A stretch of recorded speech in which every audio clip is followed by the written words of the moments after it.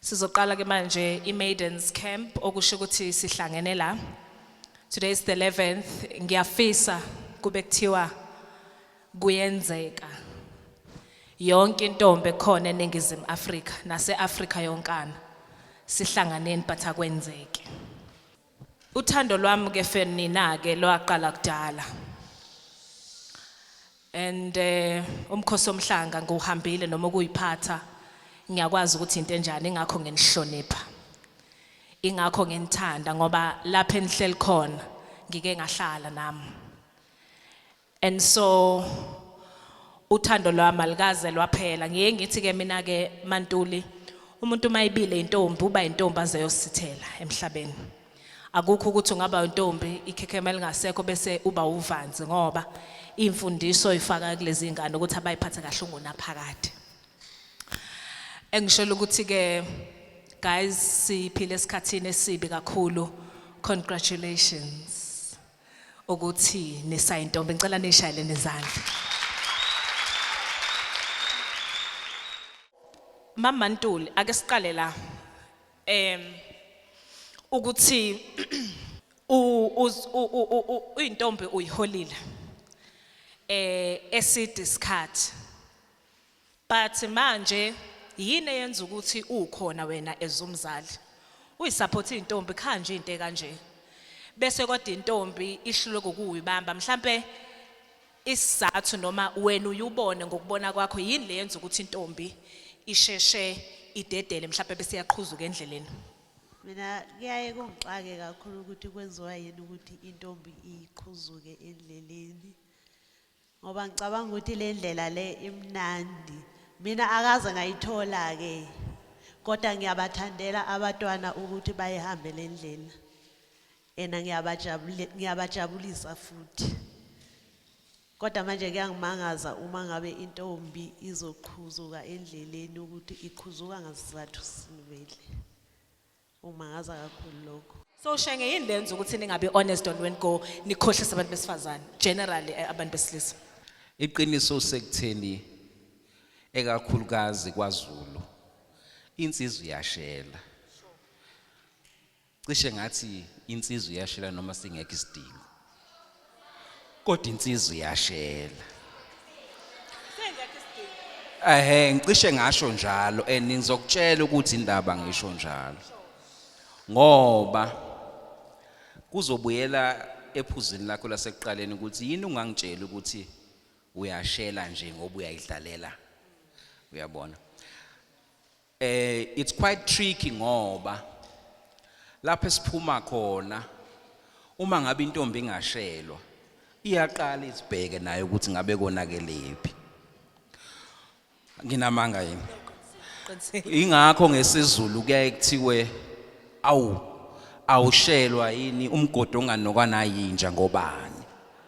IsiZulu si tricky ngoba intombi yakhuzelwa nje ningeke nize nishele ijabule nayo kodwa ngesikhathi esiphila kusona uyazi na ukuthi kuyicala lokho ukuthi ukhuzela intombi ngenxa yokuthi imithetho yaseSouth Africa isho njalo. But on the flip side intombi yajabulela ukushela. Inkinga ke naye la ikhona. Uyabona njengoba kuhlangene amakhosazane lapha akukho la kuhlangana khona insizwa. Eshiya. Akukho la kuhlangana khona insizwa baba nalama conversations. Now ngiyaye ngithi mina lezi imbali eziniswelayo ukuthi iqhakaze bese sithi imbali zesilo ziyosuka ziyohloniphaphi uma ngabe labo kufanele ziyohlonipha kubona nabo bengakhiwa ukuthi bazigade baziphathe kahle. I've got a problem mina Shenge ukuthi uthi umuntu osilisa usubonile ngithi uyasho ukuthi ekhaya nifunisekile lezi isha ndisanzazi nina nazi ukuthi ke mangabe uhlangana nomuntu wesifazane no probably you've never even dated because kana abantu besilisa you never just dated nje intombi akazi ukuthi intombi iphatha kanjani wazi ukuthi nje kuyalena so kulahlekephi because Shenge it's known ukuthi ke umuntu wesifazane ubaleke kangakanani.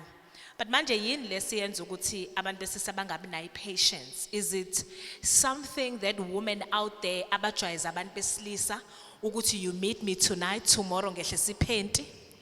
Or abantu besilisa are just not patient? Like ilahlekephi la ekuthenini abantu besilisa bangabisabi patient? No, ngokwami ngathi ngithi amadoda ango-1970s namadoda ama-80s and 90s and 2021 awahlukile into eshintshile usikompilo. Into eyenzakele ukuthi iningi labafowethu siqala ngokuthi nje iningi labafowethu bambalwa kakhulu abantu abasakwazi ukushela. Uyazi ngobani? Angibablame abantu besilisa. Cha. Ngizoblame umuntu wesifazane. Ngizokutshela ukuthi ngobani. Ngize ngikhohle ukuthi ngazi ukuthi kushelwa kanjani. Ingoba zonke izinto zilula. Ubani ozenze zibe lula? Anginini enihleli lapha.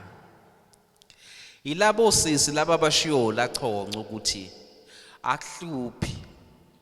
Ube intombi, what keeps you going ukuthi ube intombi in 2021? Sanibonani. Igama lami ngiyoyolanda waDlamini neminyaka 25. Into engikhipha going ukuthi ngiqhubeke ngibe intombi esikhathini samanje. uNkulunkulu akekho omunye. Ngigcine ngoba ngifuna ukuhona uNkulunkulu ngomzimba wami. Ngiyathemba ukuthi like to honor God akuphelele ukuthi uyashada noma ushada ngoba wonke umuntu we are called to do that. So for me now, I want to honor God with my body. Gugu, you were celebrating 15 years uhlolo.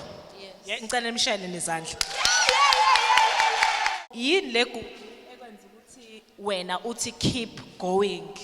Bizifike kade ngikubuza manje ukuthi like are you dating and you're like no you've got an ex, but for 15 years insizwa ziyafika umuhle ukhandekile umile but you just keep going. When for you what has kept you going?